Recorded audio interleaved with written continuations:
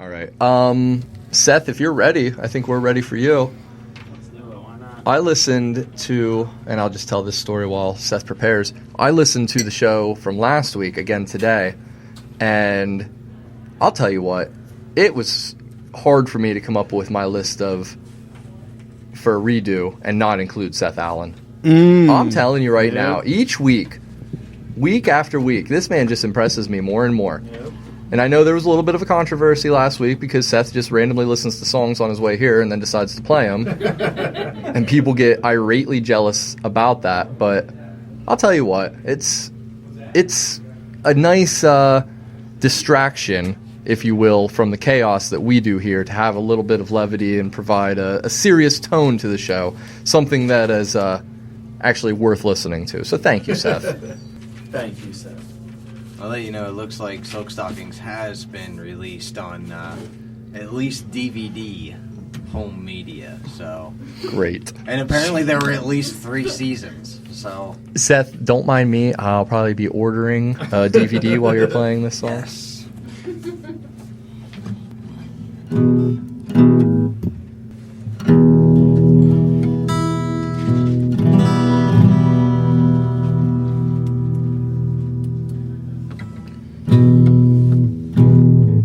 Yeah, as Travis was saying, last week's song I just kind of randomly heard and played it, but I guess that got me thinking along the lines of starting to play some like guilty pleasure songs that you hear in the car and like you don't know why you're listening to the 94 one that long.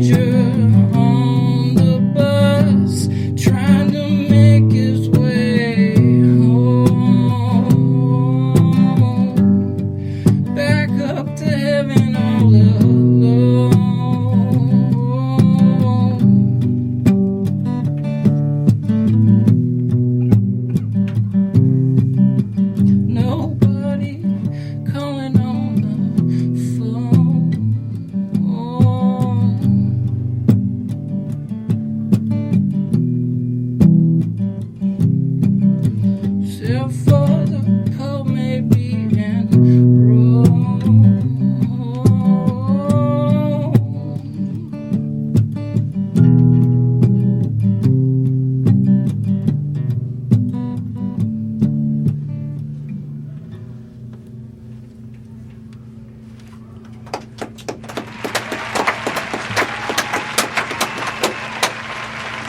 Thank you.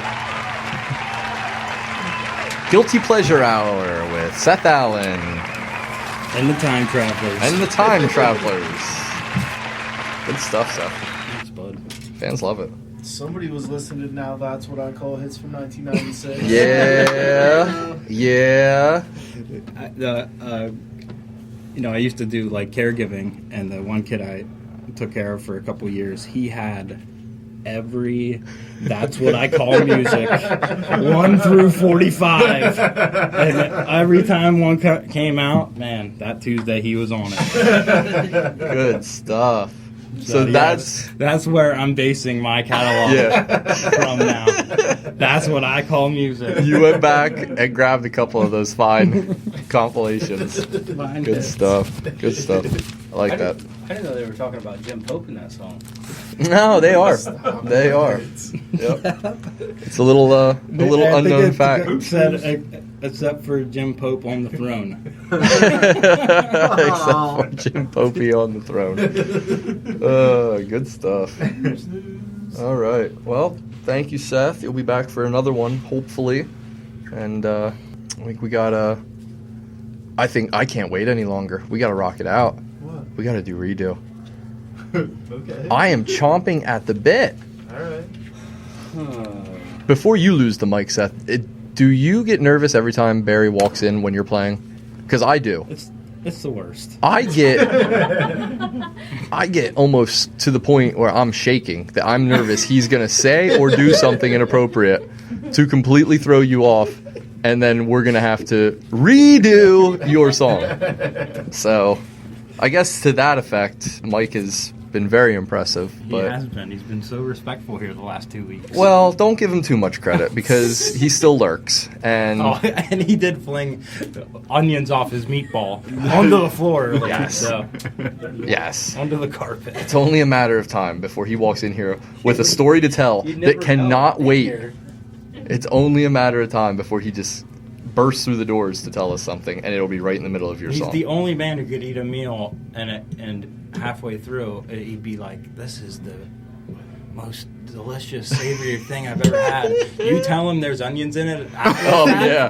Done for. Done. He may even go to the bathroom Done. and put his finger down his throat. If there's Dude has not ingested an onion since Nope. '98. if there's ever been a man to embellish, it seems like every week he goes to the movies.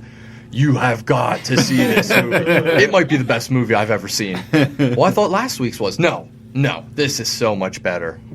So maybe we need to get him in here on Travis at the Theater. Oh boy. I thought it was because for what was the new Tarantino movie that just came out? Django. Yeah, Django. Right after he saw it, he's like, "Oh, you gotta see it, it's awesome." And then a couple weeks ago, he's like, I hear him across the bar telling other people, like, "Would I go see it at the theater?" I'm like, you were just ranting and raving about it. Well, Seth, that was then, and there's more movies out now. Yeah. The day Silver Linings Playbook came out, he literally sprinted to the theaters, bought a ticket, watched it, and just bawled his whole way home. That was the greatest movie. 2 weeks later, that was an all right movie, I guess. Yeah. I could shoot a movie of me doing nothing in Philly, and he would say it was the best movie ever. until the next best in or movie. around Philadelphia, he's loving it. He's loving it. Oh, we are missing a diamond in the rough by not having him on Travis to the Theaters. He would give a standing ovation, a roaring review of Peoples.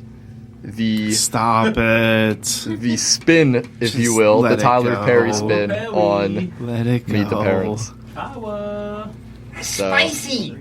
Thank you, Seth. We will definitely dive into some more Seth Allen and the Time Travelers later on in the show.